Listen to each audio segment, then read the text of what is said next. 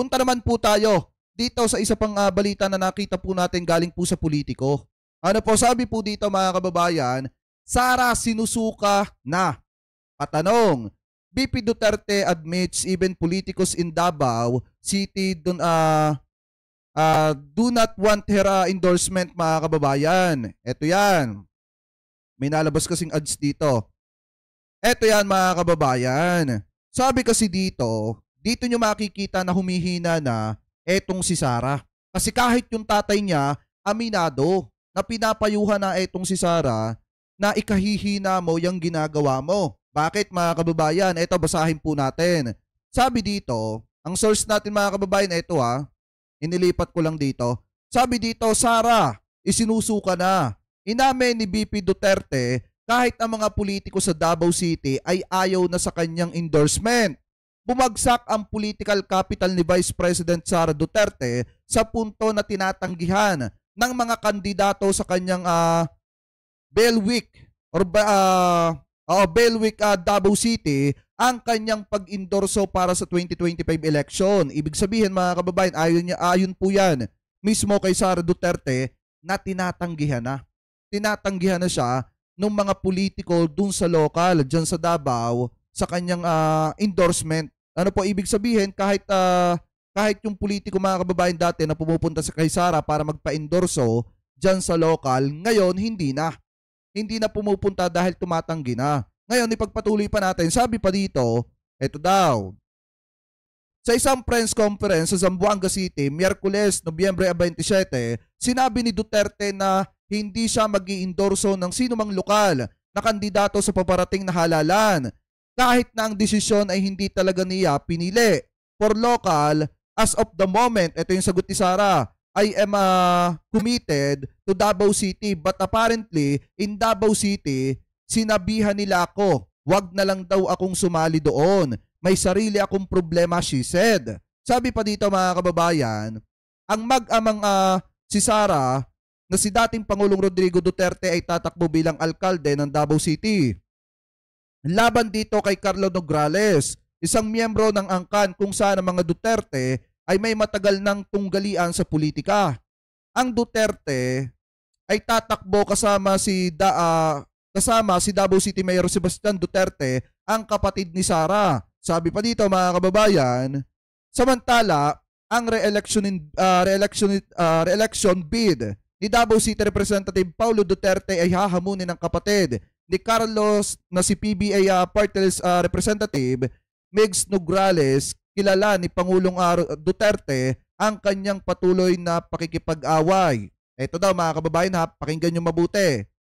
Kinilala ni Pangulong Duterte ang kanyang patuloy na pakikipag-away sa mga Marcos ay maaaring humina sa kanyang kapangyarihan sa pag-iendorso na hinahangad ng mga politiko noong ang kanyang ama pa ang Pangulo. So ibig sabihin mga kababayan, aminado si Sara Duterte buhat nung inaway niya si PBBM na apektuhan mga kababayan yung kanyang political career.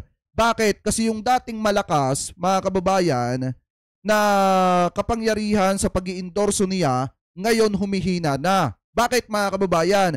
Kasi unang-una tumatanggi na yung mga kandidato na dati ay nagpapa-endorso sa kanya. Ano po? So sabi pa dito, basahin pa natin. Ito pa daw. Sa tingin ko naman, parang wala ring magkaka-interes na hanapin o i-request ako dahil lahat ngayon walang gustong makita o malaman, kaibigan ko sila o kakampi ko sila, she said. Ayun yung sabi mga kababayan nitong si Sara. Sabi pa dito, si Duterte gayon pa man ay nakakakita ng silver lining sa kanyang sitwasyon na nagsasabing ang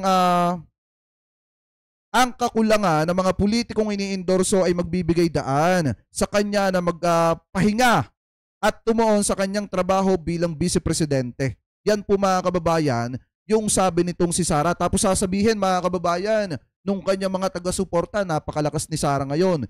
Mismong si Sara nga, admitted siya mga kababayan, at alam niya sa sarili niya na humina yung kanyang political career buhat nung binangga niya ang mga Marcos at buhat nung siraan niya ang mga Marcoses at pagbantaan niya ang buhay ng presidente.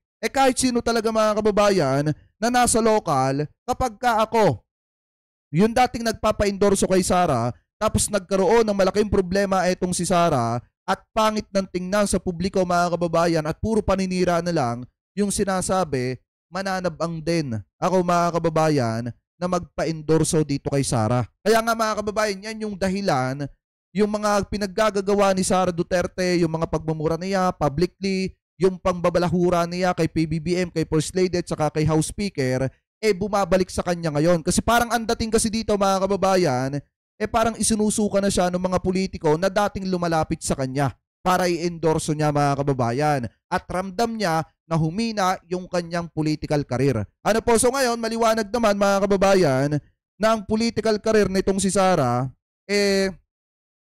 humihina na. Ano po, ayon po yan mismo sa mismong interview nitong si Sara mga kababayan na isinulat naman ng politiko. Yan po yung source natin ha, baka kasi sabihin ng iba, fake news, ayan o, napakaliwanag naman. So ngayon, punta naman tayo mga kababayan dito sa last two topics natin. Dito muna tayo mag-umpisa.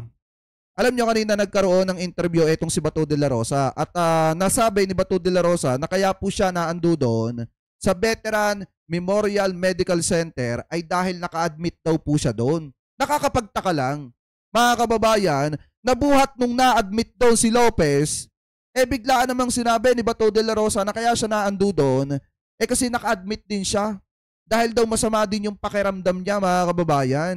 Hindi kaya naando doon itong si Bato de la Rosa kasi nakiusap. Si Sara nabantayan. Sina Lopez mga kababayan, hindi dahil sa may sakit itong si Bato, kung hindi dahil para bantayan etong si Lopez. Pero ang pinapalabas nila mga kababayan, nitong si Bato de la Rosa kaya siya nasa Veterans Memorial Medical Center kasi naka-admit daw din po siya doon. Ano po, so ito, pakinggan po natin. Jed, may nabanggit ba si Senator De La Rosa sa ganap ni VP Duterte ngayong araw? Ella, sa panayam nga natin kanina dito sa Veterans Memorial Medical Center kay Senator Ronald Bato de la Rosa ay tumanggi itong magbigay ng eksaktong detalye sa ganap ng pangalawang Pangulo matapos hindi ito magpakita o sumipot sa tanggapan ng National Bureau of Investigation. Tanging sinabi lang ni Senator Bato na si Vice President Duterte ay... Tsaka mga kababayan, ito yung napapansin ko dito Ba't parang pagka nawawala etong si Sara Duterte, parang ang nagsisilbing spokesperson niya ngayon, etong si Bato de la Rosa na. Hindi lang basta tagapagsalita ni Sara ngayon. Mga kababayan, kung hindi, ano na rin siya, nurse na rin siya mga kababayan, nitong si Lopez, dyan po sa Veterans Memorial Medical Center. Kasi mga kababayan, buhat nung naandya dyan, etong si Lopez, hindi na umalis. Si Bato de la Rosa, dyan po mga kababayan sa Veterans Memorial Medical Center. Kung mapapansin nyo, lagi na lang siyang naandya dyan. Ano po, so ngayon, ano yan, alalay ka na? Alalay ka na ni Sara Duterte? At lahat ng ipapakiusap sa'yo, gagawin mo. Kahit magbukang katawa-tawa ka na publicly. Diba mga kababayan, so ngayon ipagpatuloy pa natin. Ay busy o abala sa challenges na kinahaharap nito sa kasalukuyan. Dagdag pa ng senador, wala rin siyang impormasyon bakit hindi nagpakitang personal si VP Duterte sa tanggapan ng NBI ngayong araw. Sa kabilaan niya ng hindi pagsipot ni VP Sara, naniniwala si Senator De La Rosa na bukas naman ito sa anumang investigasyon na gagawin ng NBI.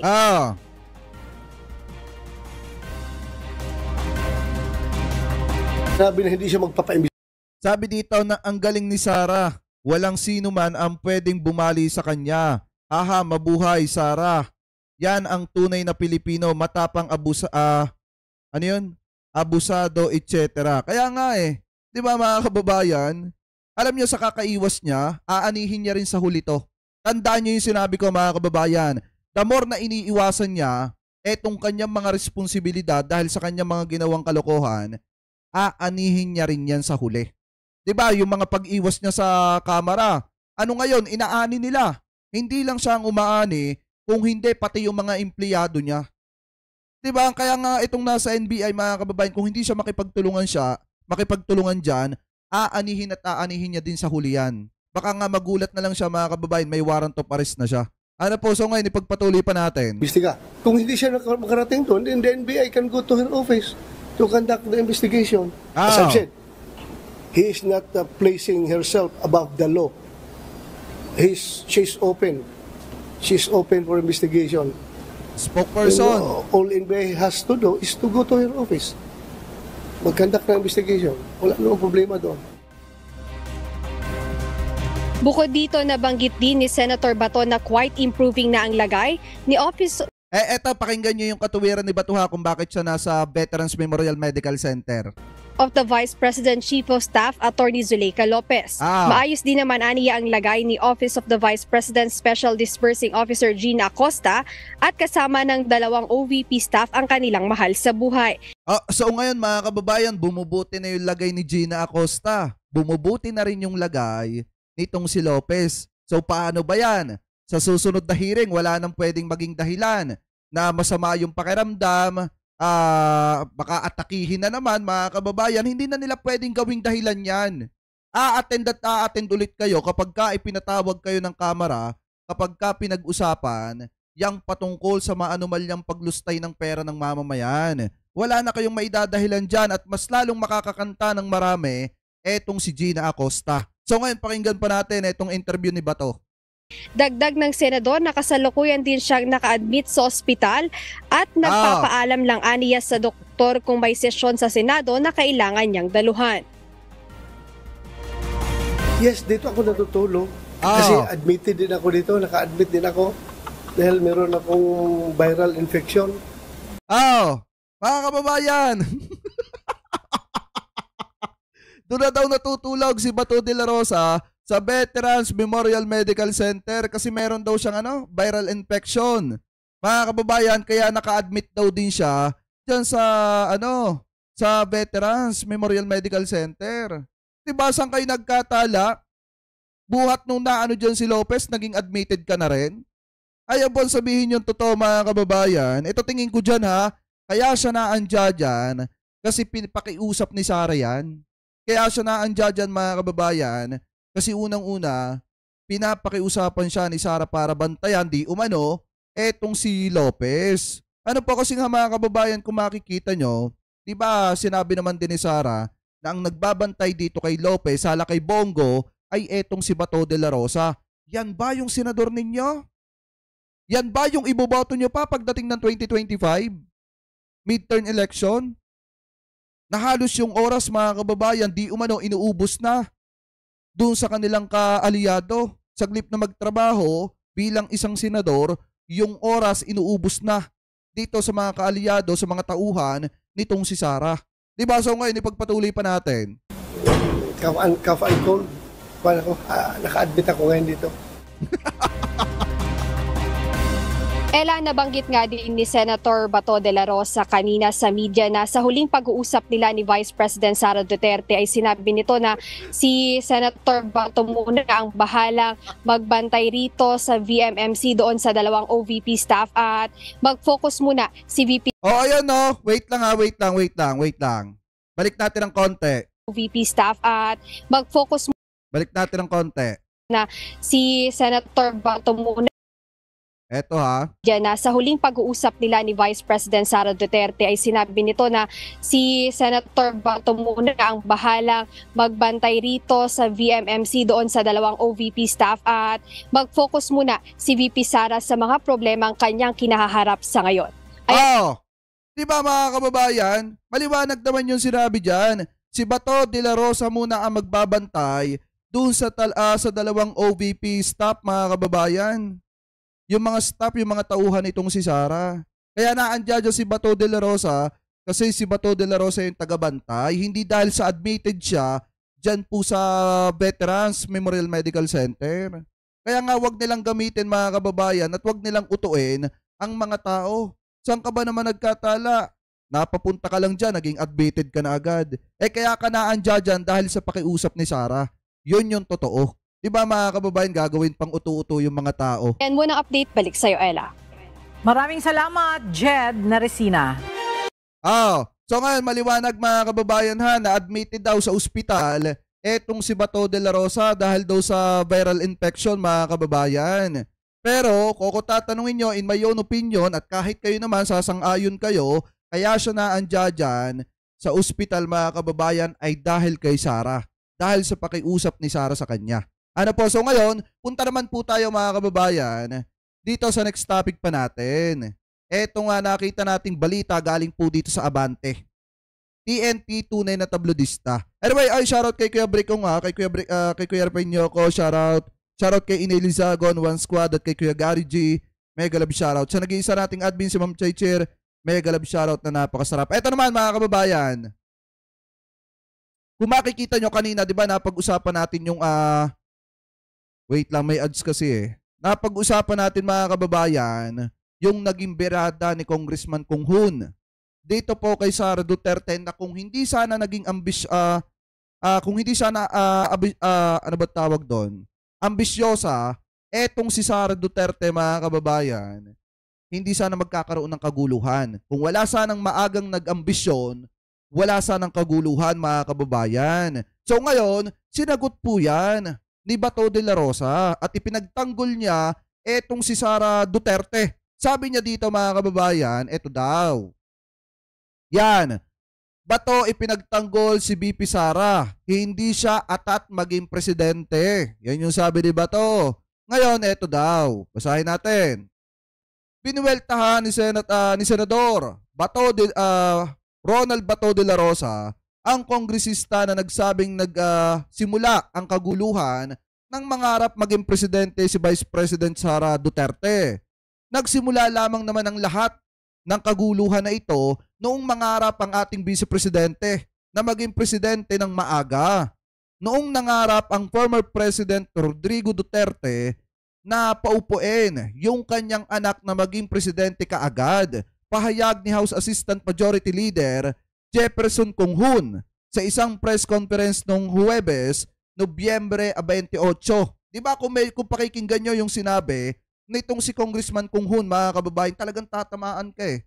Kung ikaw ay solid DDS supporter, tatamaan ka talaga, sa pool ka talaga mga kababayan. Kasi nga naman, yun talagang pinupunto at yun talaga yung nangyayari ngayon. Ano bang isinisigaw sa EDSA? BBM resign. Bumaba ka na, BBM. Di ba yan yung isinisigaw mga kababayan doon sa EDSA? So pagka bumaba si PBBM, sino ba magiging benefactor? Eh di ba si Sara Duterte? Siya makikinabang. Kaya nga mga kababayan, yung galawan nilang yan, obvious naman na gusto nilang patalsikin etong si PBBM kasi nangangarap si Sara maging presidente ng maaga. Kasi hindi naman gagalaw yung mga nagraraling yan kung walang basbas yan nung kanilang mga sinusuportahan. Yan yung tunay dyan. So ngayon, ipagpatuloy pa natin. Sabi pa dito, ito daw. Ayon kay De La Rosa, hindi atat maging presidente si BP Sara. Atat si Inday Sara na maging presidente or yung boss nila ang atat na maging presidente in 2028. Ang tinutukoy niya dito, si House Speaker Romualdez. Kaya dinidemolish nila si BP Sara. Which is which? Alin daw doon mga kababayan? Sa mga sinabi niya. Saad ni De La Rosa sa interview ng mga reporter sa Veterans Memorial Medical Center nitong Biyernes, Nobyembre 29. Sabi pa dito mga kababayan, hindi siya atat maging presidente kung ibibigay ng Panginoon yan sa kanya. To become a president is a destiny. Hindi yan pwedeng ambisyonin, hindi pwedeng planuhin, dagdag ni De La Rosa. Pero ano yung ginagawa mga rally? Di ba pinagpaplanuhan nila? Napatalsikin. Etong si PBBM, pinagpaplanuhan ng mga taga-suporta ni Sara, napatalsikin na etong si PBBM. Ganun na rin yun. Di ba? Inaambisyon na rin. Kasi nga may mga nagpaplano na nasipain sa pagiging presidente etong si PBBM para maiupo yung kanyang anak. Kaya nga yung tatay nanawagan ng nanawagan sa mga militar na bumitaw na ng pagsuporta kay PBBM dahil sa adik daw. Iyon ba mga kababayan ng walang pagpaplano? Di ba ngayon ipagpatuloy pa natin, sabi pa dito, useless yung paninira nyo, yung pag-demolish ninyo, yung inyong mga atake, useless yan. Hindi talaga mapupunta sa inyo kung hindi yan ibibigay ni Lord sa inyo, pagbibigay diin pa ng senador. So yan mga kababayan ang naging sagot at rebate nitong si Bato de la Rosa mga kababayan dito po kay Congressman Kung Hun. Pero kung titingnan po nating mabuti, yung ginagawa nilang pagrarally, yung paninira nila kay PBBM, paggamit nila ng mga bata, isang paraan na po yan ng pagiging ambisyosa ni Sara. Ano po tsaka nitong si Digong. Di umano, mga kababayan, para maging presidente etong si Sara at matulungan yung mga kaalyado nila na nagtatago yung iba at yung iba naman ay nasa bilangguan. Ano po, at yung iba naman na mga kaalyado nilang alleged drug lord, patuloy pa rin nagtatago. Pero pag naging presidente si Sara, asahan nyo magkakaroon pa yan ng posisyon sa gobyerno. Ano po, so anyway, kaya mga kababayan, ano po ang komento ninyo?